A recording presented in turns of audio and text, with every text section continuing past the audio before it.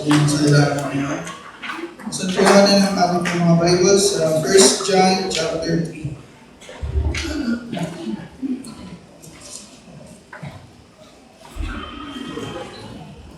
1 John 3.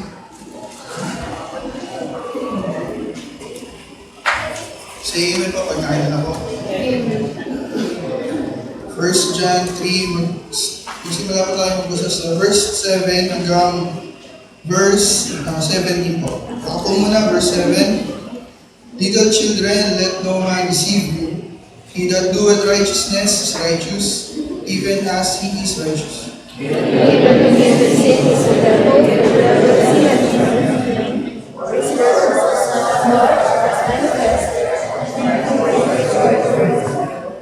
Verse 9, whosoever is born of God does not commit sin, for his seed remaineth in him, and he cannot sin because he is born of God.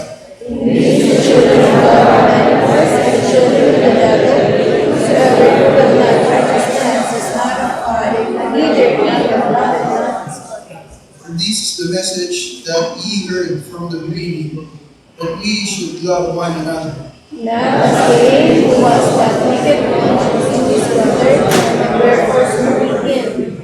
His own word breaking his brother's righteousness. Verse 13, marvel not, my brethren, if the world hate you. We know that we are cast from heaven to light, because we love the brethren. He who loveth not his brother abideth in him. Whosoever hateth his brother is a murderer, and ye know that no murderer hath eternal life abiding in him. Whereby perceive we the love of God, because he laid down his life for us. Behold, we lay down our lives for the world. Altogether, those who have God's good and see us matter of me, shut up his bowels, passion from him, how do I let the love of God? Please be seated.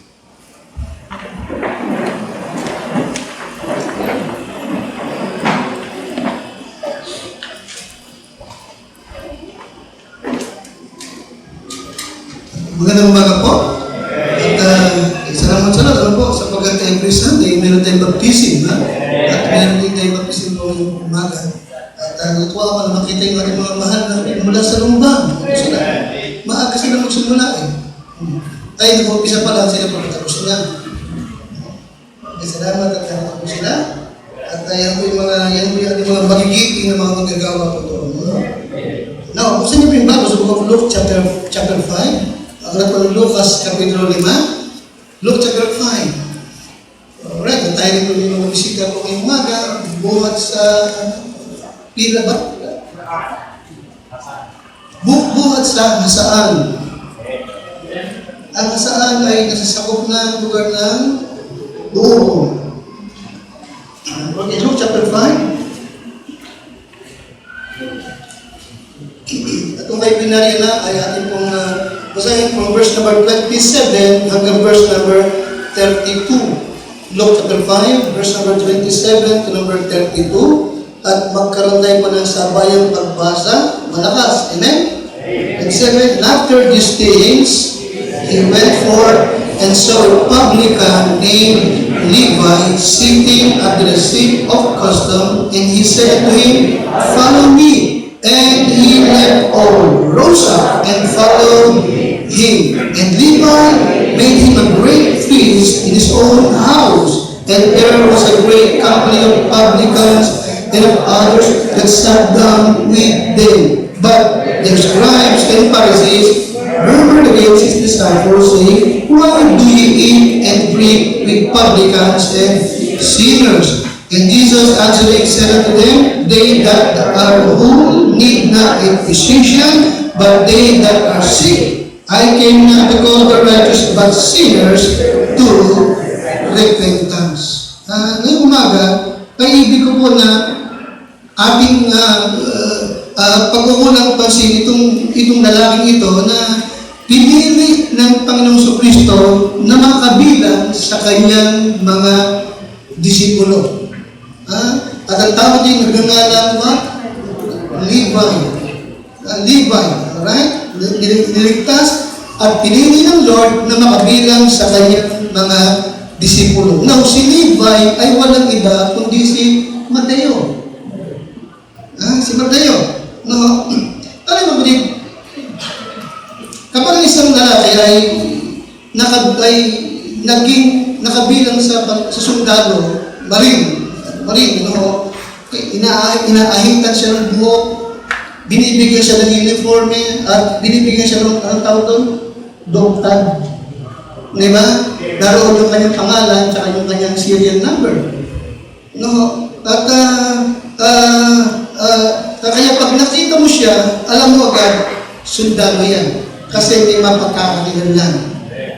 Diba? Sundalo yan, marin yan. No? Pero tayo, nung ating tagabi si Kristo bilang tagapagligtas, ay hindi tayo kaagad kinakitaan ng mga bagay na mapagkakakilanlan, save tayo at anak tayo ng Diyos.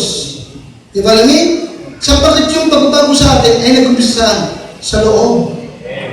Yung alinisin? Amen? Hindi nagbago ang ating anyo.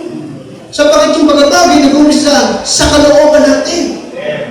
Di ba alam niyo? But of course, pag nagkaroon ng pagbabago sa kalooban, sa panungulit, outwardly, doon nakikita, nakapansin pa si iba na itong tao dito. Ibig ko makita niyo ngayong umaga, itong tao ito na nagngangalang Levi. No? At ating makikita yung changes na naganap sa kanyang buhay sapagkat si Kristo'y dumating sa kanya. At ito po'y nagbibigay, at ito po'y mag-isiping illustration sa atin upang ating makita yung tinatawag na evidence of salvation in one's life. Ayun yung ating pag-usapan ng umaga, the evidence of salvation. Ang katibayan ng kaligtasan sa buhay ng isang tao. Manalangin tayo, mahal kong Diyos, sabi nga, salamat po sa iyong biyaya, awa, na sagana po sa amin araw-araw. Salamat po sa napakadakilang kaligtasan ibinibigay mo sa mga tao mo. Salamat po na iyong mga niligtas ay iyong iniingatan, pinapatubayan, ginagabayan, pinapakain, at pinapalakas. Ngayong umaga, dakilang Diyos, ako na iyong balingkod, narito, gamitin mo pong muli. Umaasa ako, nananalig ako sa iyong kapangyarihan, kalakasan at paggabayan. Hinihiling ko lahat para po sa iyong kalwalhatian. Sa pangalan po ng Panginoong Jesus. Amen. The evidence of salvation sa buhay ng isang tao. Now, itong si Levi or Mateo, ano yung kanyang profesyon? Siya isang what? Pakalakas? Pakalakas po, siya isang publikano. Publican means what? Tax collector. Taga-kolekta ng buwis. Pag madalas sa Bible, makikita nyo, itong mga tao ito na publikano ay kinapopuotan ng mga Hudyo. Nakikinig nyo sa akin?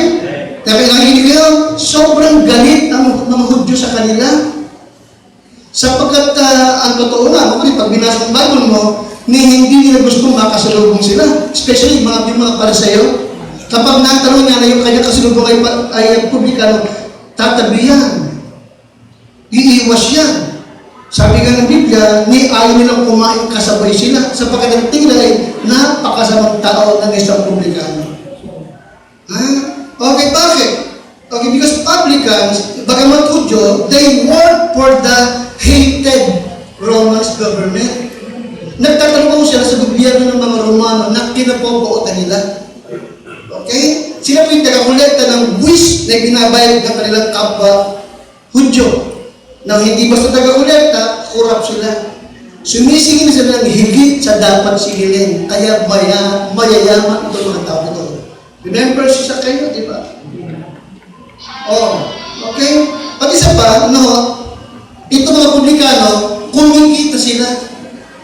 Meron sila mga kalagdagang mga bonus sa Roman government. Nakikinig ka sa akin?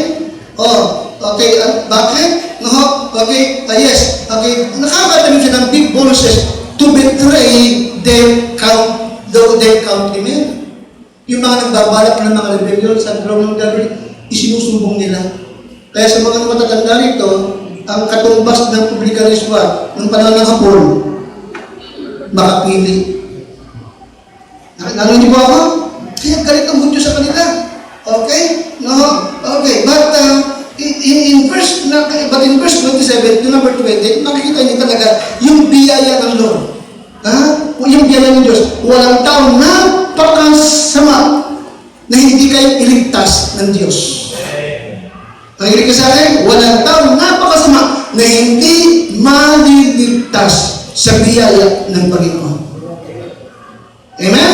Kaya takang-taka ang mga tao, especially mga Pariseo, bakit si Kristo ay tumira o pumasok sa bahay ni Mateo at kumain pang kasama siya?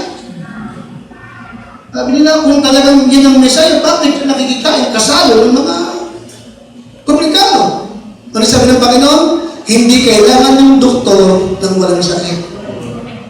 Hindi ako naparito para tumawag ng righteous, kundi naman sinners. Amen? Kaya kung ang tingin mo sa sarili mo, hindi ka sinner, para mo na rin sinabi, hindi mo kailangan si Kristo Jesus. Sapagkat si Kristo ay naparito sa sanlibutan upang iligtas ang mga makasalanan. Sabi ni Pablo, at ako ang pangulo sa mga ito. Okay? At dito, ibig makita yung katibayan na talagang naligtas itong si Levi. Balikan niyo po, verse 27 to number 28. And after these things, he went forth and saw a publican named Levi sitting at the receipt of custom. And he said unto him, follow me. And then number 28, and then, yes, nung siya maligtas, at tinawag ni Jesus, anong ginawa niya? He left all that. Iniwan niya ang lahat. Nakatay po yan? Nung siya maligtas, anong ginawa niya? Iniwan niya ang lahat. Diba? Nagtindig at sumunod sa ating Panginoon Kristo. Bakit niya iniwan? Sa pagkatanong niya, masama ang kanyang trabaho. Nakikita sa akin? Masama yung kanyang buhay. Masama ang kanyang pinagagawa. Kaya yung unang ginawa siya, iniwan din lahat yung kanyang kasalanan. Amen? Na unawaan niya na masama ang kanyang ginagawa. Yes, please. Number 1. Okay? There is knowledge of right and wrong. Ano yung unang katibayan na ligtas ang tao? Yes, nagkakaroon siya ng pagkaunawa na kung ano yung tama at kung ano yung mali. Nakikinig sa akin, hindi siya para makipag-argumento sa pastor. Anong masama kung ginagawa ko yan? No. Kapag ganyan ang katuwiran mo, hindi ka pa nakakilala kay Kristo. Ang tunay na ligtas, ang tunay na nakakilala sa Lord, alam niya ang tama at ang mali. Kaya naging siya? Bakit na? Hindi nang tama naninigarilyo ako. Hindi nang tamang tumataya ako sa wedding. Hindi nang tama ito, nagsusugal ako. Hindi nang tama ito, nagbebenta ako ng alak. Nakikinig ka sa akin? Hindi nang tama ito, nagbebenta ako ng sigarilyo. Yes, there is knowledge about right and wrong. Okay. Hindi ko nakwento ko sa inyo. Mga kami ni Brother Reggie. Ako lang, bagamat pati sa katawan ko, dancer ako. Nung panahon namin nun, nung panahon namin ni Brother Jason, nagdi-disco pa ako, nanonood ako ng sine. Totoo yan. Totoo yun. No? Okay, and then, nasave ako.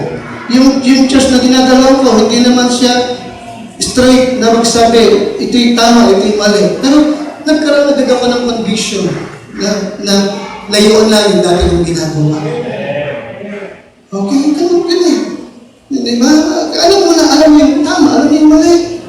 Dati wala kang nakikitang mali sa ginagawa mo. Amen? Kasi pag nalitas ka, andun na yung faith. Ano pa? Andun na yung conviction. Nagkakaroon ka ng conviction. Natatanigulang ko ito. Sa mga mali ito. Hindi na Amen? Iniwan niya yung kanyang masamang trabaho. Tinalikuran niya ito. Bakit? Sapagkat tunay na nakakilala siya sa aming Panginoon. Ikaw, ngayong save ka na, may tinalikuran ka na ba? Nakikinig ka sa akin? Ha? May binago ka na ba? Ha? Yes, Krishna, ang naligtas. Meron yung dati niyang iniibig, hindi niya iniibig. Yung dati niyang ginugusto, hindi na niya yung gusto. There is knowledge of what? Talagas? Right and wrong. Alright? There is knowledge of right and wrong. Kita nyo? He left all. No, kumikita siya rito, kita niyo po yun. Dito siya yumaman sa corruption. Maliwanag ba? Dito siya nagkapera. Dito siya nakapagpundaran ng lahat-lahat ng meron siya. Pero dahil kay Kristo, anong ginawa niya dahil kay Kristo? Ha? Palabas, iniwan niya ang lahat. Amen? Sa mata ng tao, ay, luko-luko ito sayang yun Pero hindi ganun sa naligtas. Hindi ka tumitingin sa salapi. Diba namin? Sapagat alam mo na ngayon, kaya kang bigyan ng Diyos. Kaya ka nang bigyan. Okay? Kung gaganapin mo lang talaga, yung kanyang kalooban para sa iyo. Amen? Di ba? Yes, there is knowledge of right and wrong. Okay? Yes, Levi left behind everything. He left everything that made him well known as the publicans. Doon siya nakilala Doon siya nakilala. Ay, isa pa, powerful siya, di ba? Sapagat walang pwedeng magreklamo sa kanya kasi protektado siya ng Roman government na very powerful na imperium noong panahon na yun Very powerful ang Roman Empire. You see, pero tinalikurin niya lahat. Anong halaga nito? Amen? In 2 Corinthians 5:17, the Bible says, therefore, if any man be in Christ, he is a what? Oh, yes, he is a new creature. Ang sino mang na kay Kristo, bago na siyang minalang. Pakilakas nga, kaya, kung ang sino man na kay Kristo, sapagat tumanggap kay Kristo, siya'y bago ng what? Bago na siyang nilalang. Ang mga dating bagay, lumipas sa narito, sinipaw naging mga bago. Amen? Bago na. Di bago ng pagkain. The Word of God. Di bago ng hangin.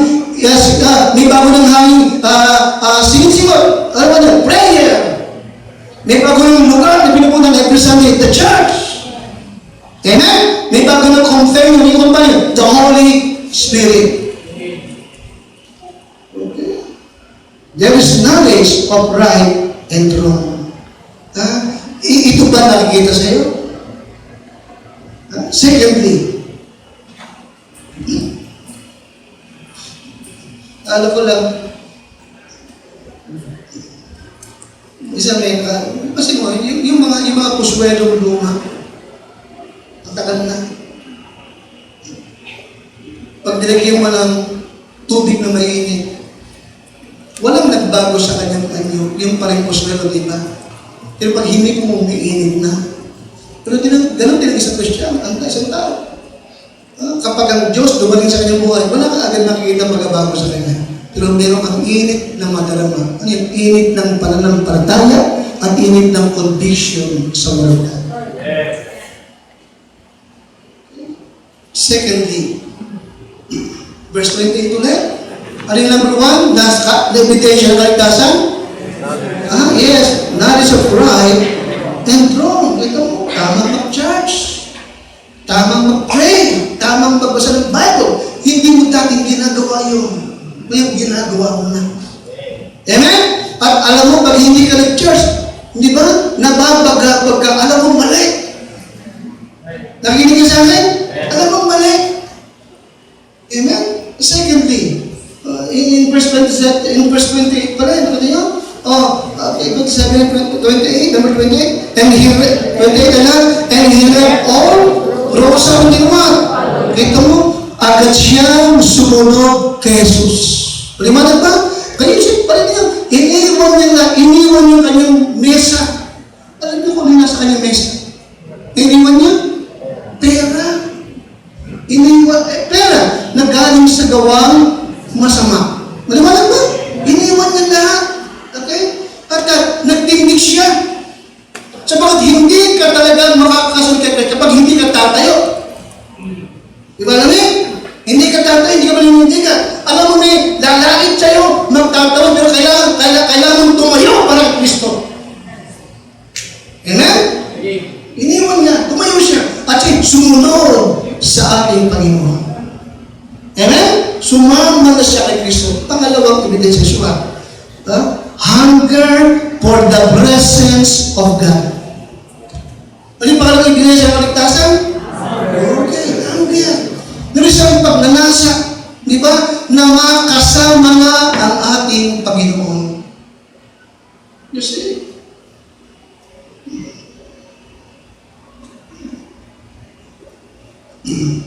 Christian, to follow the Lord will require you to change the direction of your lives. To follow the Lord will require you to change the direction of your life. Hindi ka makakasunod sa Lord kung hindi mo babaguhin ang direksyon ng buhay mo. Alright? Hindi ka makakasunod. Okay? Kapag hindi mo iiwan yung mga masama mong ginagawa, hindi ka makakasunod.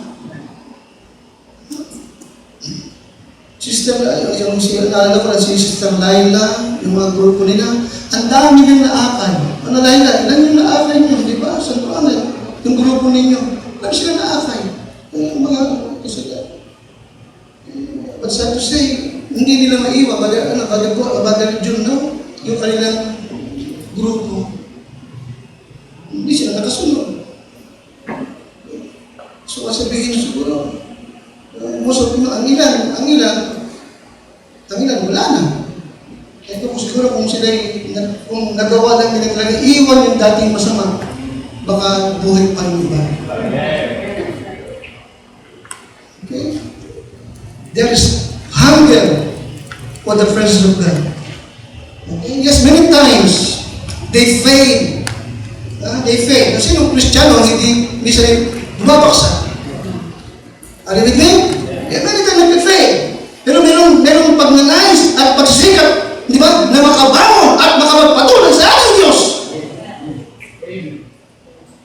Di ba? Isa nawawala. Pero babangon. Di ba? Kahanapin ang pagsamba sa ating Diyos. Di ba? O yung prodigal son. Nagpakalayo-layo, di ba? Amen? Nung siya lumayo sa kanyang ama, maraming dalang pera. Tama ba ako? Maraming dalang pera. Di ba? Dala yung kanyang minana. Amen? Maraming naging kabarkada. Kasi maraming pera eh. Nakita mo, naubos ang lahat. At nung naghihirap na, kaagad sumagay yung kanyang ama. Sa bahay ng kanyang ama, maraming pagkain. Hindi ako nagugutom. Kahit yung mga alila namin kumakain ng sagana, samantalang ako, nangangalay ng gutom dito, ako'y magtitindig at babalik ako sa aking ama. Kita mo? Anong meron siya? Hunger for the presence ng kanyang ama. Ganito ng Kristiyano, maaaring bumagsak ka, mabigo ka, mapalayo ka, pero hindi mawawala yung desire sa puso mo, babalik ako sa aking ama. There is hunger for the presence of God. Amen? Kaya nga ang sick gusto mag-church. Kasi nga alam niya, narito yung pagpapala ng Panginoon. Taginig ka sa akin? Amen? Tapos mo, isa po sa hunger na meron ng say, ang Christian, kapag sabi, pupunta ng structure, sasambayan. Taginig ka sa akin? Amen, Christian? Bakit?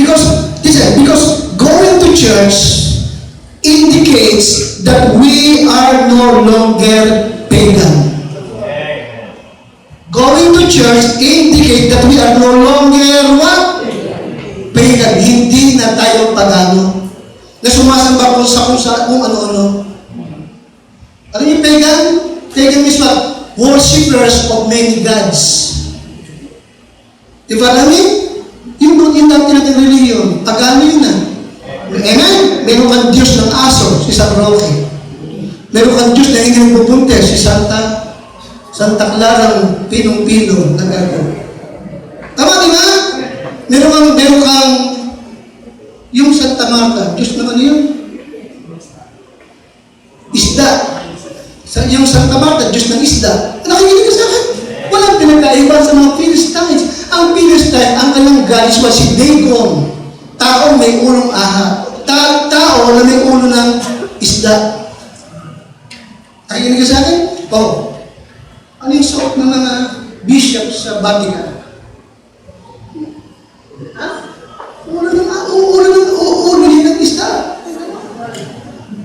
Yan naman marami yun. Okay, ano yung nasa ulo ng kanyang gods? Ha? Sun God yun ah. Yung bilog ng mga sinayos ng araw. Paganism yun. Okay, na sa ating pagtungo dito, it indicates that we are no longer what? We are no longer pagan. Hindi tayo mga taong sumasamba sa maraming Diyos. There is only one God. Amen? There is only one God.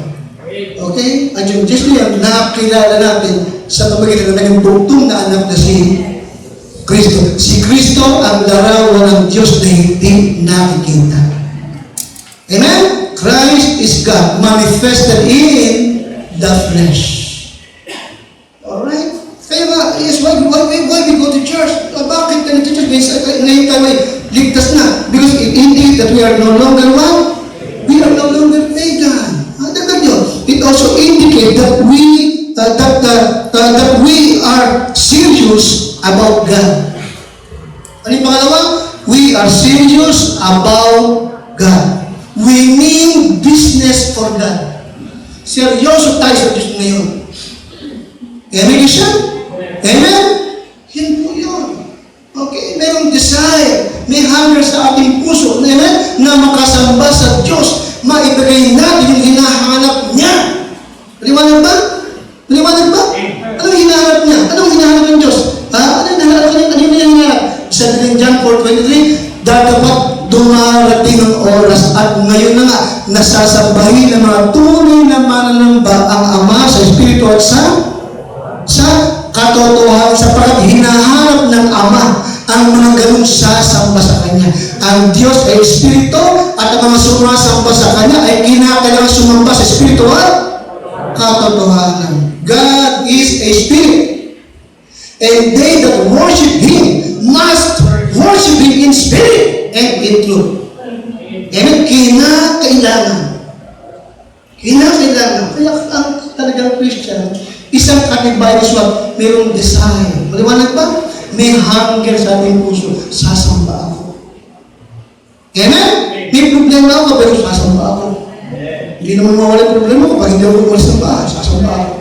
Sino ba tao walang problema? Ikaw lang ba may problema? Lahat tayo meron.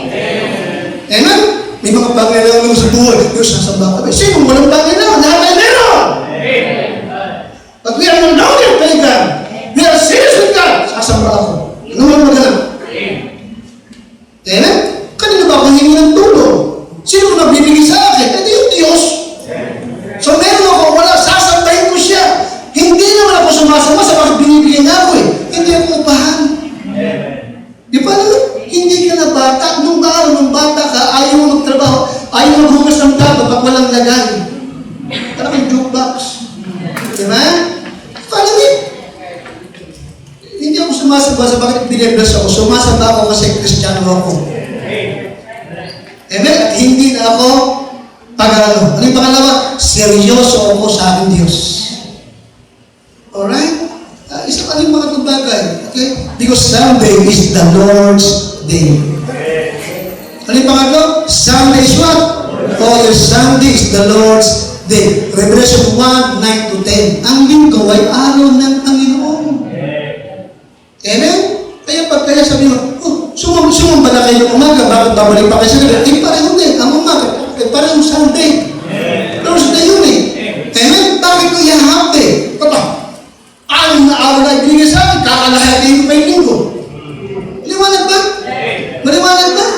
Yung mga Kristiyano kasi, akala mo ba yung nalalaman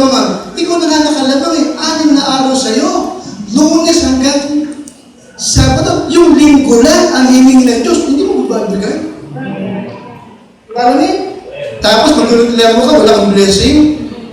Subukan mo sa trabaho mo lagi yung half day. Nakikinig ka sa akin? Subukan mo sa trabaho mo lagi yung half day. Di ka yayaman. Kamuwalan ka pa. Tama ba ako? Di ba? Yes, there is hunger for the presence of God.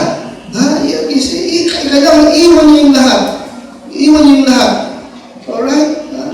Okay. At pasin po sa verse number 28. Number 29. Kailangan, and Levi made him what? A great feast. Sa 29, si Levi, nagdao siya ng napakalaking hapunan, piging. Naghanda siya ng napakalaking, isang malaking handa na kanyang ginawa sa kanyang sariling bahay. At kanyang ininiyahan ang napakarami niyang kapwa publikano. Tingnan mo, dalawang grupo yung kanyang inibitahan. Dalawang grupo. Publicans and what? Others. Kita mo? Publicans, kapareho niyang publikano. Ano yung others? Relatives, friends, loved ones, neighbor. Nakikinig kayo? Sino ba? Kasama ka doon. Others. Nakita mo? No. Para saan itong piling na ito? Para saan? To celebrate His great salvation. Para saan yung piling? To celebrate His what? Yes. Yung kanyang dakilang kaligtasan na nakilala niyang Panginoon. Ipalami. At sa handa ito, listen carefully, meron siyang honored guest. Sino yung honored guest niya? Walang iba kundi yung Savior niya. Nakita mo yun? Sinelebrate niya yung kanyang salvation. Alright? At nag-anyaya siya ng napakaraming tao, kapwa niya publikano at lahat ng kanyang loved ones. Alright? No, bakit ito ginawa? Listen carefully. To witness. To witness. Diba? Ibig yung ipakilala sa kanila yung Savior na dumating sa kanyang buhay. Okay? Ano yung pangalawang ebidensya ng kaligtasan? Desire to witness. A desire to witness. Ang tao kapag nasave talaga, meron siyang desire na yung iba, na yung mahal niya sa buhay, makakilala rin sa Panginoon. Nakikinig kayo? Di mo kalamihan ng ating membro. Nung maligtas, ibig na mag-ibig, mag-invite. Ang iba naman, ibig sumama ng sumili, di ba? Yan ang kailang ebidensya ng kaligtasan. Hindi mo gustong sarilinin yung kaligtasan na tanggap mo sa Panginoon. Yan ang isa. Ano yung number na evidence? Knowledge of what? Knowledge of what? Right and wrong. Amen? Ano yung pangalawang ebidensya? Hunger for the presence of God. Kaya sumasamba ka ngayon. Nagpe-pray ka. Nagbabasa ka ng Bible. Sapagkat meron kang pagkagutom sa presensya ng Diyos. Alam mo na pag lumuhod ka para mag-pray, alam mo, ang Diyos ang kausap mo.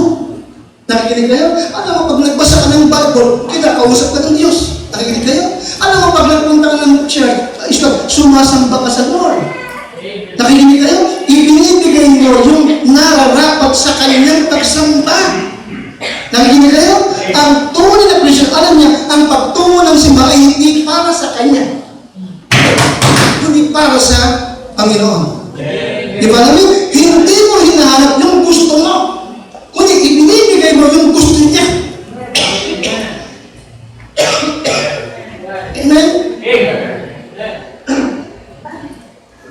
Kaya wala tayo ditong drums, trumpets, kasi yung gusto ng tao eh. Hindi ng Diyos. Amen? So it is hunger. Second, thirdly, desire to witness. May burden agad siya na maligtas yung kanyang mga mahal sa buhay. Ano? No. Psalms 107, number 2.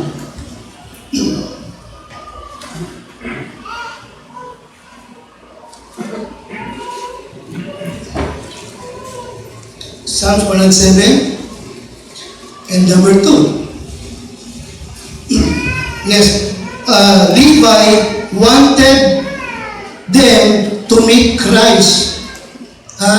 Nagawa sa naman ng handaan at nag-imbita siya ng maraming tao sa pag-ibig ni Levi, ma-meet din nila ang Panginoon.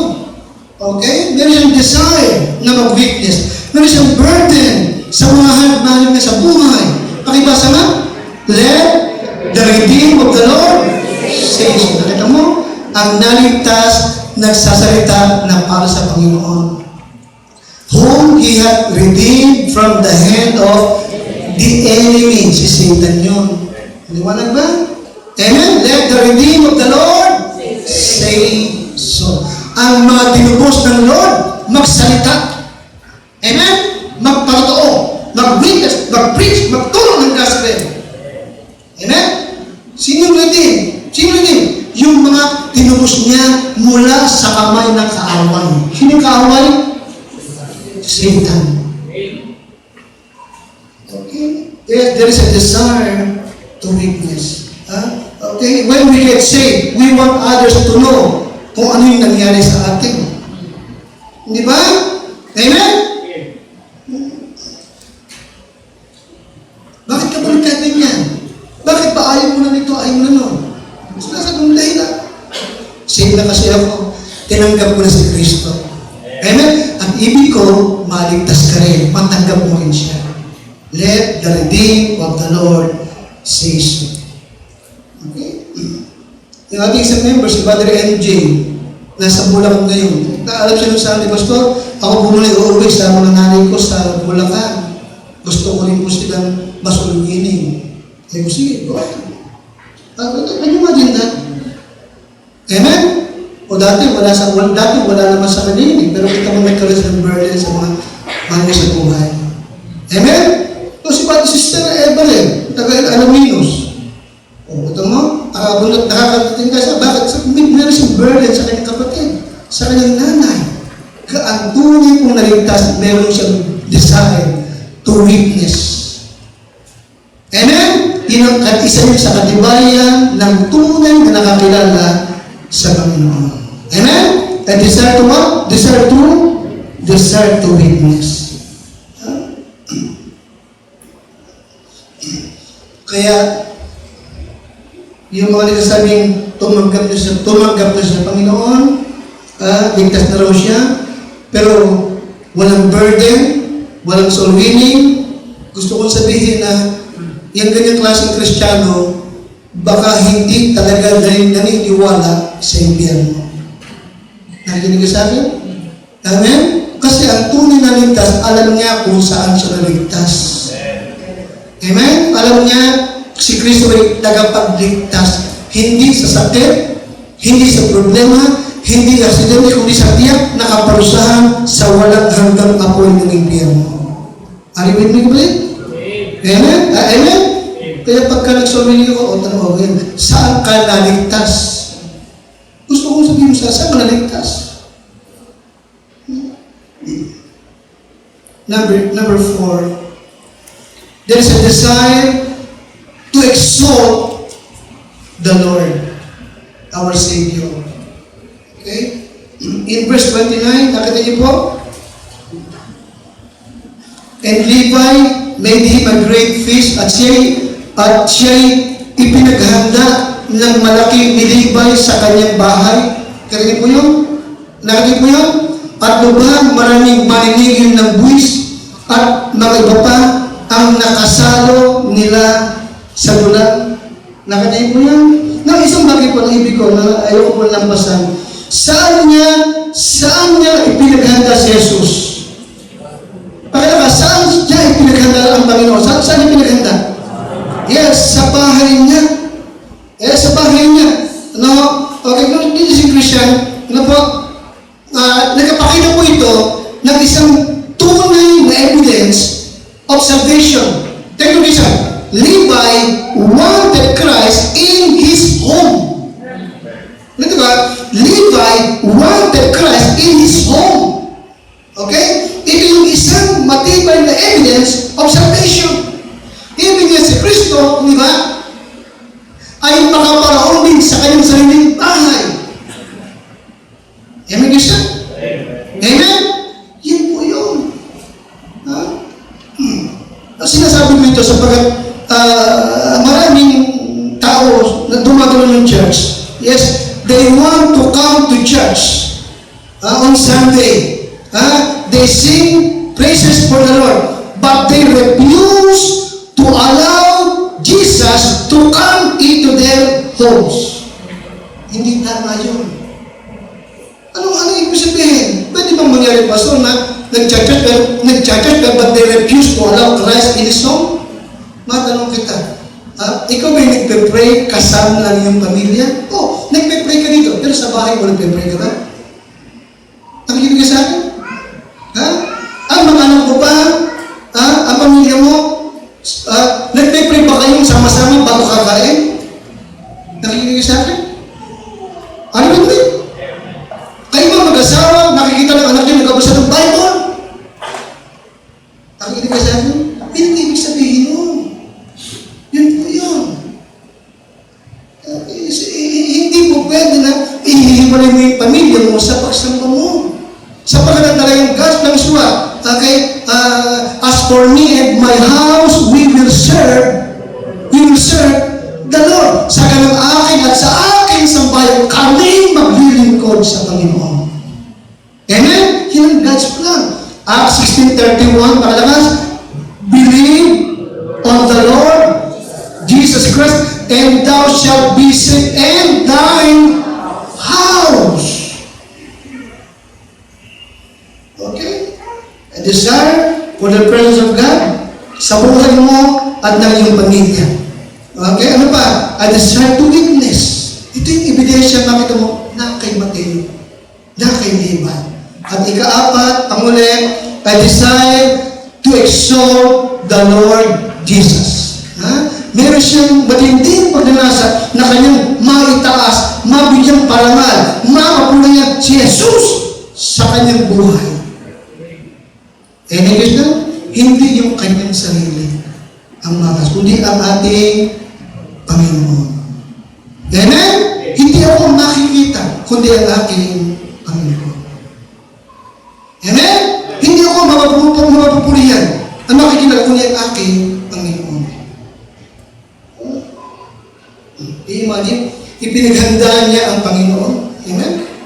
Isip-isipin mo na nung masayos siya kagad, sweetheart, at mga tauhan, magkatay ng baka, magkatay ng 5 tupa, magkatay ng 5 papo, magkatay ng 2 manok, at yung pinakamagandang bigas. Ano yung pinakamagandang bigas?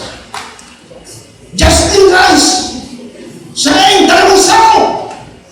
Amen? Umorder pati ng bibingkang abdul doon sa norte. Diba?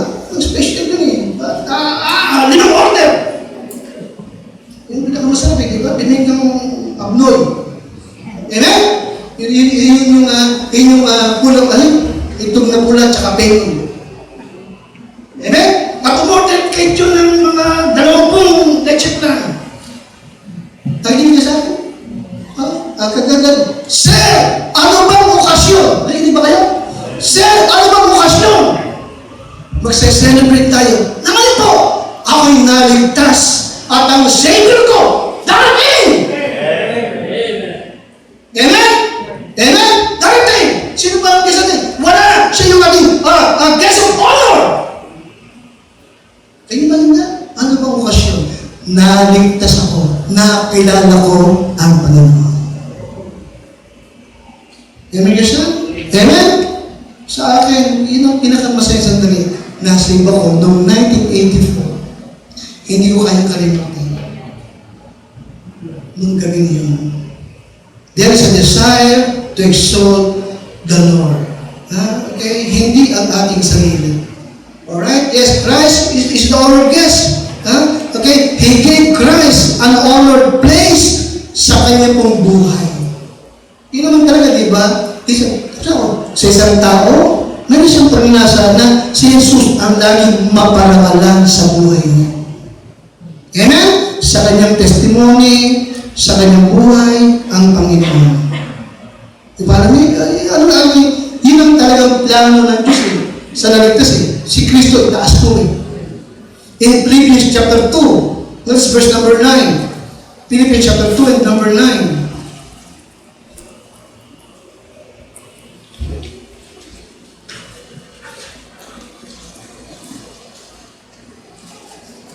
Philippians chapter 2 and number 9.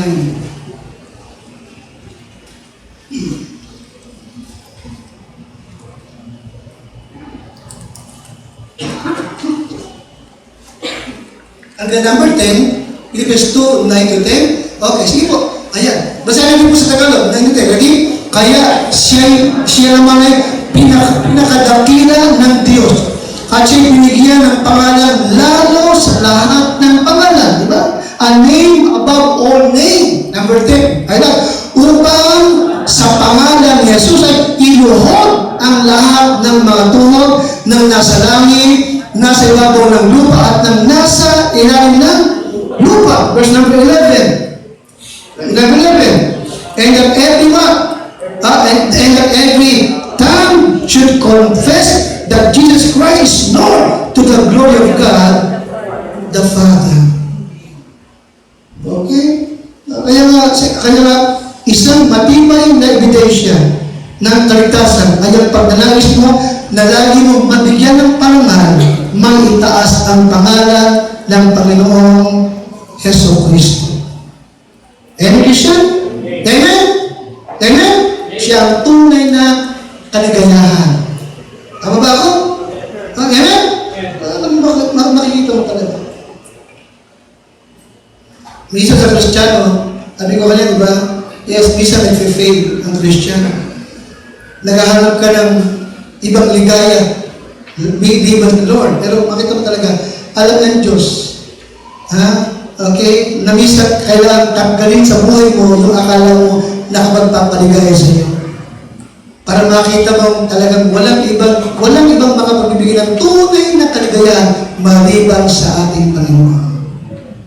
Amen? Amen, Jesus? Walang iba. The Bible says, Heaven and earth shall pass away, but my word shall not pass away. Sabi ng Panginoon, ang kapayapaan na iniiwan ko sa inyo ay hindi tulad ng kapayapaan iniiwan ng sanlibutan. Lakasan ninyo ang loob na pagtalumpayan ko ang sanlibutan. Amen? I desire to exalt the Lord. Ha? Ngayong umaga, matanong kita. Ating mga kaibigan, are you saved? Tiyak mo ba na pag namatay ka, sa langit ka pupunta? Kung hindi ka pa nakakatiyak, yes, mga kaibigan, ngayong umaga, matitiyak mo yan. Kung ngayong umaga, tatanggapin mo si Jesus bilang iyong tigapagligtas. Tanggapin mo siya. Huwag ka lang maniwala. Kailangan tinanggap mo talaga siya. Nasa kanyang buhay na walang hanggang. Mamaya mag-invitation ako, itaas mo kayo, pag-pray kita. Now, sa ating mga Bible ba, Christian, does your life give evidence of your salvation? Sa mga nagsasabi naman, ligtas ka na, ligtas na gusto. Ang buhay mo ba naman, kinakakita ng ebidensya? Na ikaw may ligtas na? Si Kristo ba, na itataas mo? Nakikinig ka sa akin? Siya ba, napapapurihan sa buhay mo? Ikaw walang nakakaalam. At kung hindi mo nito nagagawa, I challenge this morning, magkaroon ka ng commitment, sabihin mo, Lord, mula ngayon, itataas kita, ipapakilala kita, magte-testimony ako ng nagawa mo sa aking buhay. Ay mo lang rin tumayo at manalangin.